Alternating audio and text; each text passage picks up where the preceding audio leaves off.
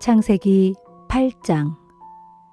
그때 하나님께서는 노아와 배 안에 타고 있는 들짐승과 집짐승을 생각하시고 땅 위에 바람이 일게 하셨다.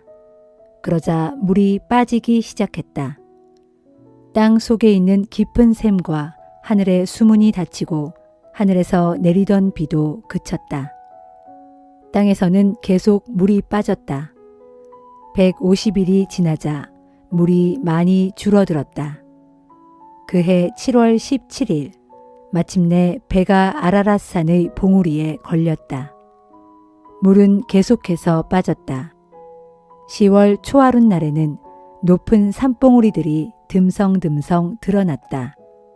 그로부터 또 40일이 지났다. 노아는 자신이 만들었던 배의 창문을 열었다. 그리고는 까마귀 한 마리를 밖으로 날려보냈다. 까마귀는 땅 위에 물이 마르기를 기다리며 이리저리 날아다녔다. 노아는 물이 얼마나 빠졌는지 알아보려고 이번에는 비둘기 한 마리를 날려보냈다. 하지만 비둘기는 내려앉을 곳을 찾지 못하고 그냥 배로 돌아왔다. 아직도 땅 위에는 물이 다 빠지지 않았기 때문이었다. 노아는 손을 내밀어 그 비둘기를 받아 배 안으로 들어오게 했다. 노아는 이래를 더 기다렸다가 다시 비둘기를 날려보냈다. 비둘기는 저녁 무렵에 배로 되돌아왔다. 부리에 방금 딴 올리브 잎사귀를 물고 있었다. 노아는 땅에서 물이 빠진 것을 알 수 있었다. 노아는 다시 이래를 더 기다렸다가 비둘기를 배 밖으로 날려보냈다. 이번에는 비둘기가 돌아오지 않았다. 노아가 601세 되던 그해 1월 1일 물이 모두 빠져 땅이 말라 있었다. 노아는 배 덮개를 열고 주위를 살펴보았다. 정말 땅이 말라 있었다. 그해 2월 27일에는 물이 완전히 빠져 땅이 다 말랐다.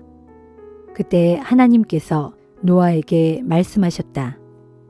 너는 아내와 아들들과 며느리들과 함께 배에서 나오너라. 또 너와 함께 배에 탔던 짐승들, 곧 들짐승과 집짐승과 땅 위를 기어다니는 길짐승을 모두 배에서 나오게 하여라. 그래서 그 짐승들이 땅 위에 살면서 부쩍부쩍 불어나 번성하게 하여라. 노아는 아내와 아들들과 며느리들을 데리고 배 밖으로 나왔다. 땅 위에서 살던 짐승들, 곧 집짐승과 들짐승과 기어다니는 길짐승과 새들까지도 그 종류대로 모두 배 밖으로 나왔다. 노아는 먼저 주께 제사를 올릴 제단을 쌓았다. 그리고 깨끗한 짐승과 새를 가려내어 제단 위에서 번제물로 바쳤다. 주께서 제물의 향기를 맡고 흐뭇해 하시면서 마음속으로 말씀하셨다. 인간들이 어떤 짓을 한다 해도 이제는 내가 인간 때문에 땅을 저주하지는 않으리라. 본디 사람은 어릴 때부터 마음에 악한 생각을 품기 마련이다. 다시는 이번처럼 살아 숨쉬는 것들을 멸망시키는 일이 없으리라. 땅이 있는 한 씨를 뿌리고 거두는 일, 추위와 더위, 여름과 겨울, 낮과 밤이 끊임없이 이어지리라.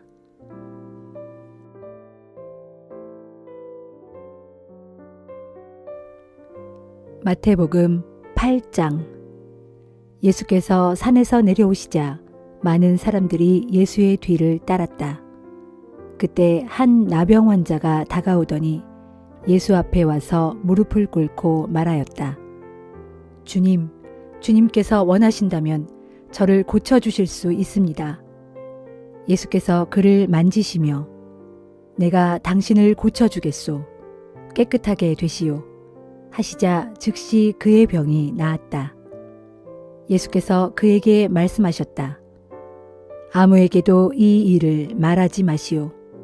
다만 제사장에게로 가서 당신의 몸을 보인 다음 모세의 율법이 정한 대로 예물을 바쳐서 사람들에게 당신의 몸이 깨끗해진 것을 보여주시오. 예수께서 가버나움에 가셨을 때였다. 한 백부장이 다가와서 예수께 말하였다.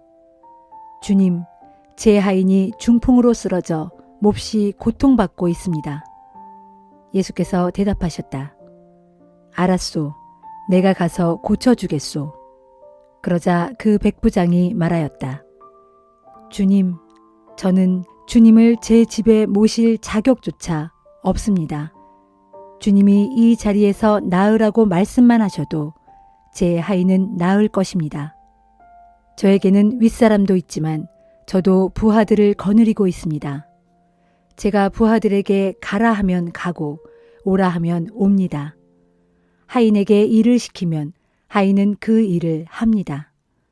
그처럼 주님이 말씀만 하셔도 그 병이 나을 줄 믿습니다.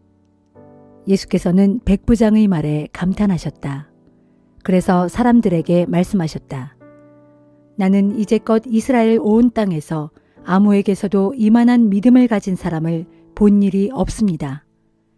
이 백부장처럼 장차 믿음이 좋은 수많은 이방 사람들이 동서남북 사방에서 모여들어 아브라함과 이삭과 야곱과 함께 하늘나라의 잔치자리에 앉을 것입니다.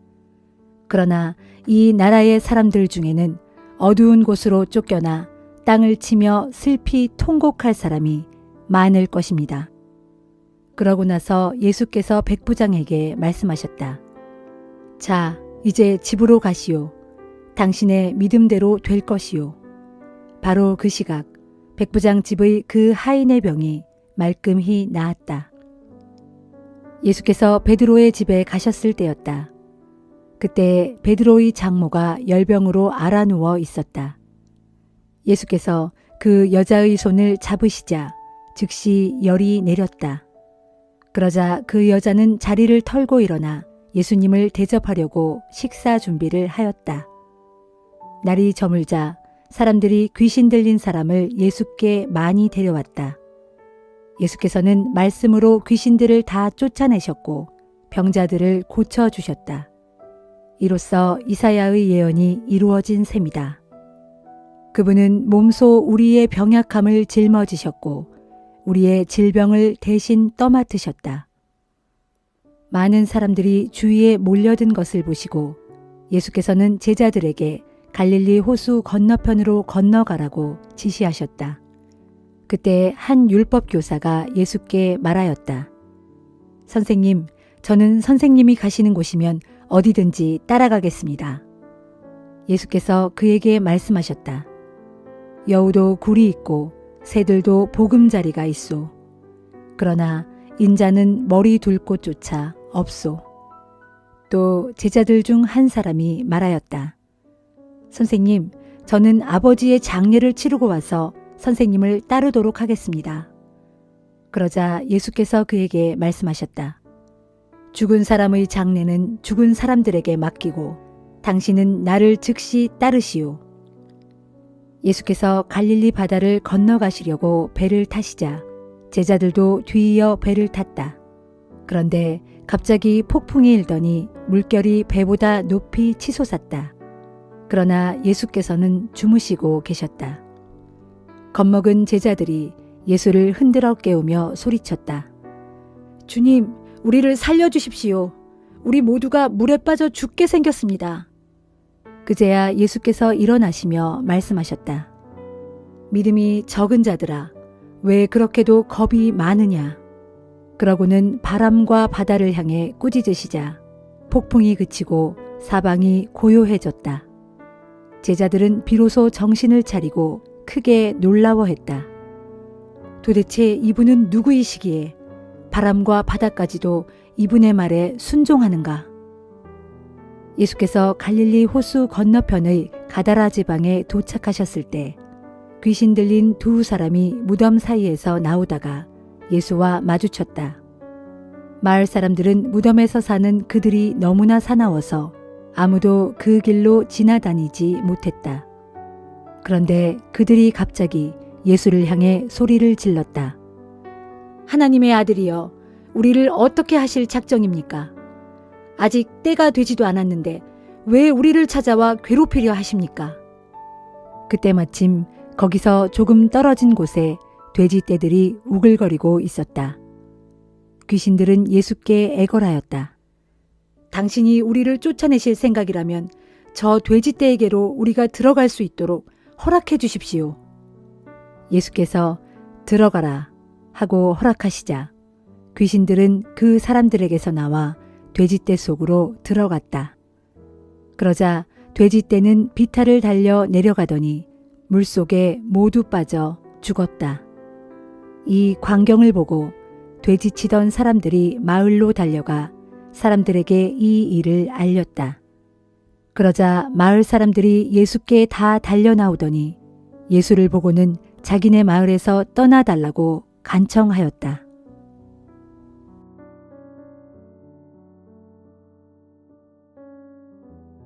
에스라 8장. 페르시아 왕 아닥사스다가 다스릴 당시 나 에스라와 함께 바벨론 땅을 떠나 예루살렘으로 돌아온 이스라엘 각 가문의 족장들과 그들의 족보에 등록된 사람들은 다음과 같다.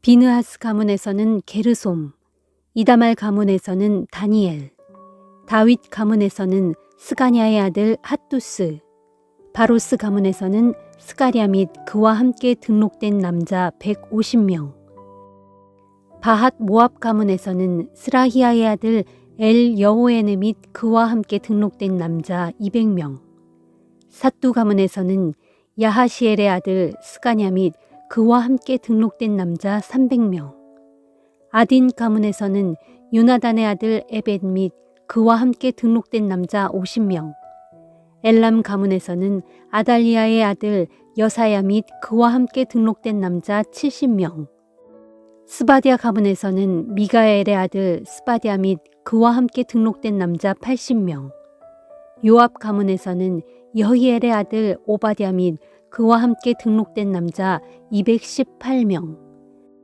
바니 가문에서는 요시비아의 아들 슬로밋 및 그와 함께 등록된 남자 160명, 베베 가문에서는 베베의 아들 스가랴 및 그와 함께 등록된 남자 28명, 아스갓 가문에서는 학가단의 아들 요하난 및 그와 함께 등록된 남자 110명, 아도니감 가문에서는 남아있던 아들들 셋, 곧 엘리벨렛과 여우엘과 스마야 및 그들과 함께 등록된 남자 60명, 비그웨 가문에서는 우데와 사붓 및 그들과 함께 등록된 남자 70명이 있었다.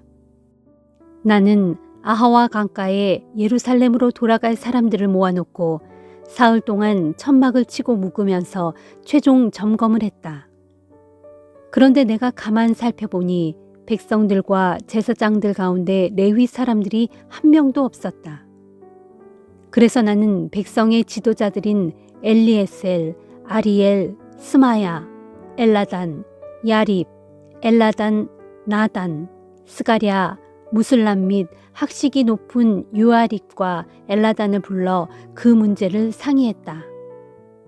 상의 후에 나는 그 지도자들을 레위 사람들이 살고 있는 가시베아 마을의 지도자인 이또에게 보냈다. 그들을 보내 이또와 그의 친척들과 느디님 사람들 곧 성전의 일꾼들에게 전갈하여 하나님의 성전을 위해 섬기고 봉사할 레위 사람들을 보내달라고 요청한 것이다. 그 결과 우리 하나님께서 은혜로운 손길로 우리를 도와주셔서 그들은 이스라엘 곧 야곱의 손자요 레위의 아들인 말리의 집안에 속하는 세레베아라는 유능한 레위 사람과 그의 아들들과 형제들 18명을 데리고 왔다. 또 무라리 가문의 하사베아와 여사야도 함께 왔는데 이들도 자기 아들들과 형제들을 모두 20명이나 데리고 왔다. 이 밖에도 느디님 사람들 곧 성전에서 시중드는 막 일꾼 220명도 데리고 왔는데 이들은 일찍이 다윗과 그의 관리들이 레위 사람들의 성전 일을 돕게 했던 사람들이었다. 이들은 모두 귀한 자의 명단에 등록되었다. 그때 나는 아하와 강가에서 금식을 선포했다. 우리는 모두 하나님 앞에서 스스로 자신을 겸손히 낮춰 우리들 모두와 아이들이 먼 고국 땅까지 무사히 여행할 수 있도록 도와주시기를 간구했다. 여행길에서 만날지도 모를 위험 때문에 우리는 우리 일행을 보호해줄 병사들과 기마병을 왕에게 요청할 수도 있었지만 그것은 차마 부끄러운 일이었다. 왜냐하면 이전에 우리는 왕에게 이런 말을 한 적이 있었기 때문이다. 우리 하나님께서는 자신에게 순종하는 모든 사람들에게 은혜의 손길을 펼쳐주십니다. 그러나 하나님을 버리고 떠나는 모든 사람들에게는 무서운 진노를 내리십니다. 그래서 우리는 먼 여행길을 앞두고 스스로 낮춰 금식하면서 우리를 무사히 보호해달라고 오직 하나님께 간구했다. 그랬더니 하나님께서는 우리의 간구를 들어주셨다. 그런 다음에 나는 성전에 바칠 귀중한 예물들을 운반하도록 제사장들 가운데서 세레비아와 하사비아를 비롯하여 12명을 따로 세웠다. 나는 그들에게 은과 금과 귀중한 기구들을 저울로 따라 주었다. 그것들은 페르시아의 왕과 그의 참모들과 장관들과 그들의 땅에 남아있던 이스라엘 백성들이 우리 하나님의 성전을 위해 바친 예물들이었다. 내가 그들에게 달아준 것은 이러했다.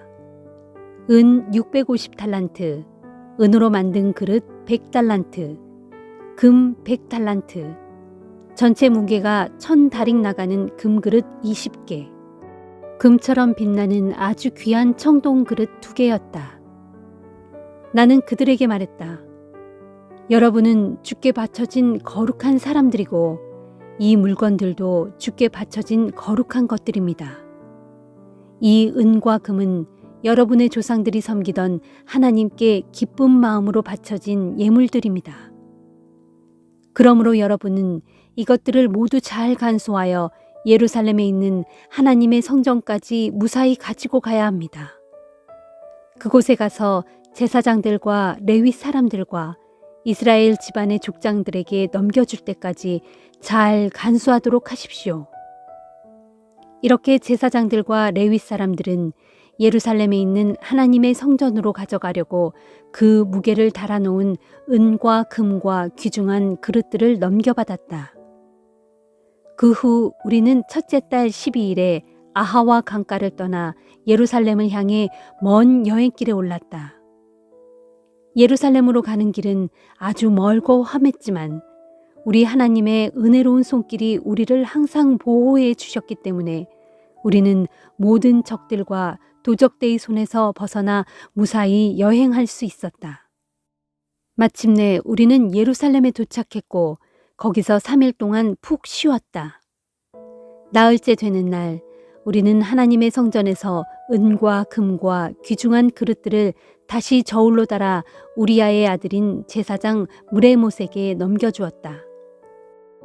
이때 무레못은 비느하스의 아들 엘르아살과 레위 사람 2명을 데리고 있었는데 그들의 이름은 예수아의 아들 요사박과 빈누이의 아들 노아다였다. 그들은 건네받은 모든 물품들을 다시 세어보고 달아본 다음 그 수요와 무게를 장부에 기록해 두었다. 그런 다음 이방 땅 바벨론에서 포로 생활을 하다가 본국으로 돌아온 사람들이 모두 이스라엘의 하나님께 번제물을 바쳤다. 그들은 온 이스라엘을 위해 수송아지 12마리, 순양 96마리, 어린 양 77마리를 잡아 불살라 바치고 또 속죄 제물로는 순염소 12마리를 불살라 바쳤다. 그들은 이 모든 짐승을 주의 영광을 위해 번제물로 불살라 바쳤다. 그들은 또 유프라테스강 서쪽 지방의 총독들과 행정장관들에게 페르시아 왕의 칙령을 전달했다. 그러자 왕의 명령을 받은 관리들은 이스라엘 백성들이 하나님의 성전을 지을 수 있도록 적극적으로 지원해 주었다.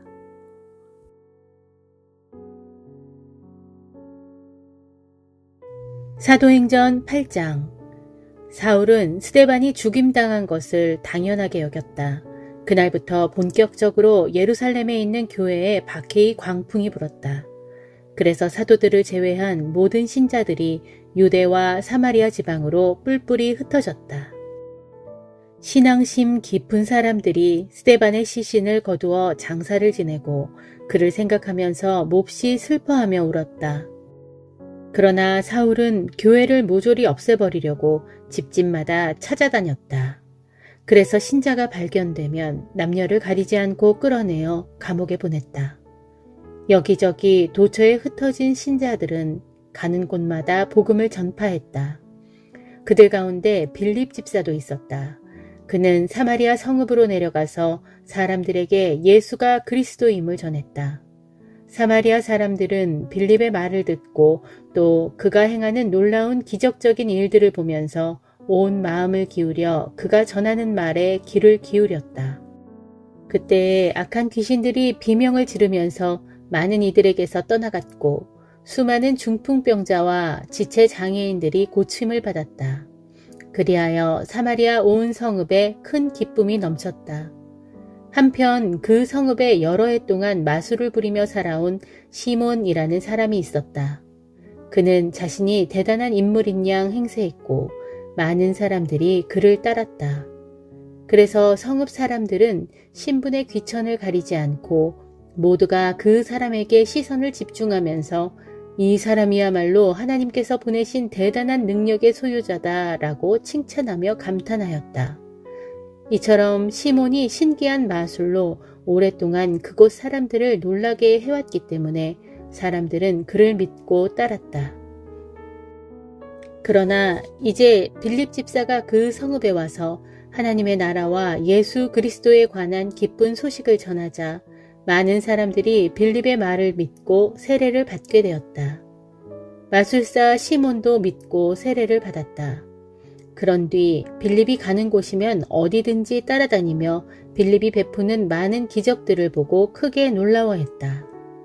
한편 예루살렘에 남아있던 사도들은 사마리아 성읍의 사람들이 하나님의 말씀을 받아들였다는 소식을 듣자 베드로와 요한을 그곳으로 보냈다.